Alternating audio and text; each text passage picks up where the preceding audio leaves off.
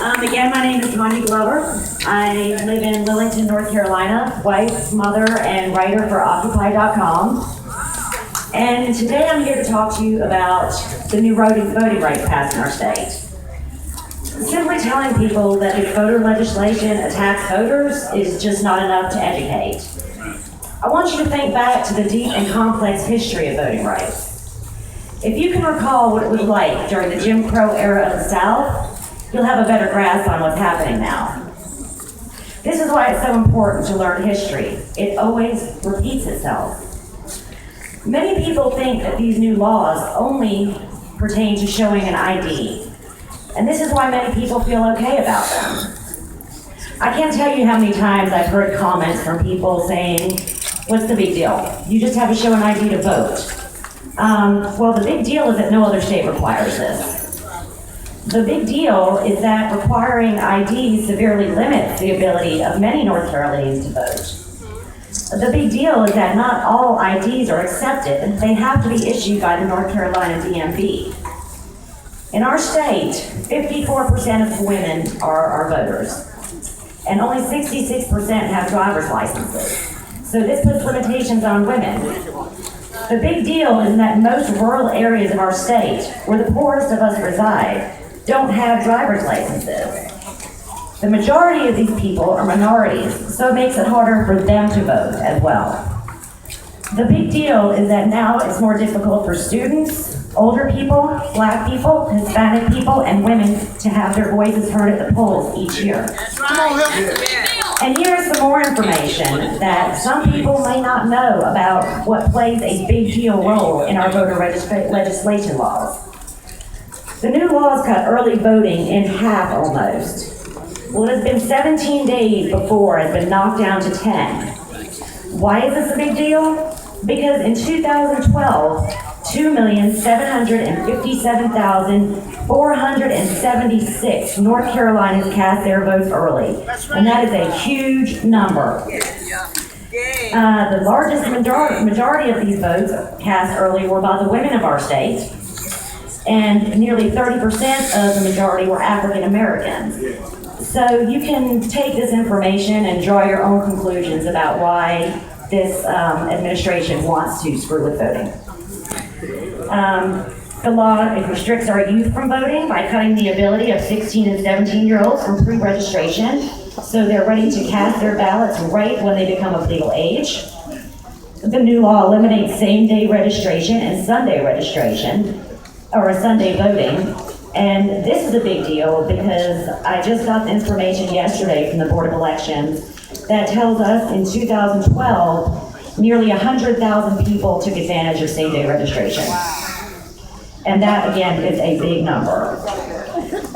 So basically what we're seeing is the current GOP thinks that running our house, they're afraid of students, young people, elderly people, women, and minority groups.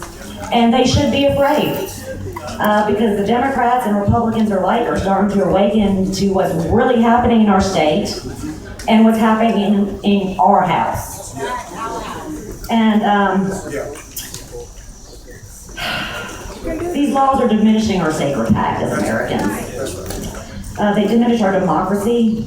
Now, of course, we don't have the constitutionally guaranteed right to buy Sudafed, or get on a plane, or drive a car. But what we do have is the constitutionally guaranteed right to vote.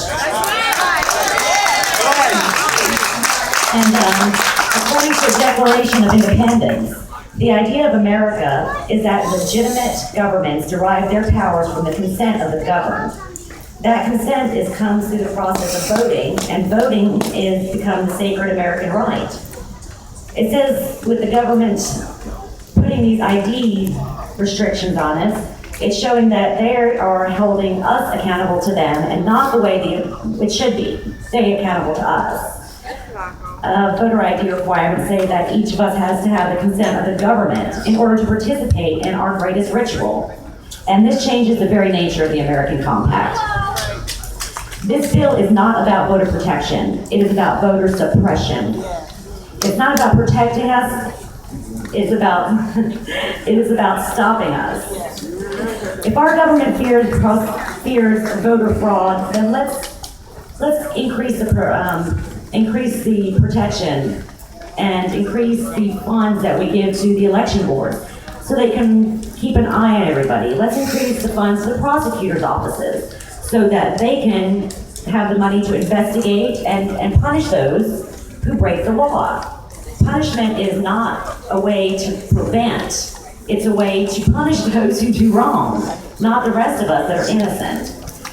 And on one last note, many people feel that Dr. King's dream is dead, but I say no to that. I say it simply laid dormant for way too long. But right now, we're here reviving it with our own dreams, our own hopes, and our own dedication. My dream is for the people of North Carolina and the entire world to get treated with love, dignity, and equality and fairness. And 50 years after Dr. King called for these same things, here we are again and still fighting. People are struggling to live, and it's not because we're lazy and we don't want to work. It's because we're not making a living wage in order to care for ourselves.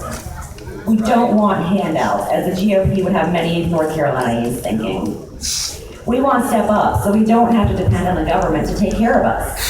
Nobody wants the government to take care of us. My whole life, I have refused to call myself a North Carolinian. I'm from New York, and I'm very proud of that. But seeing all you here today and the dedication of all these individuals and conscientious people, I will for the first time today call myself a North Carolinian. Well, all right. Because today I have found something to be proud of in my state.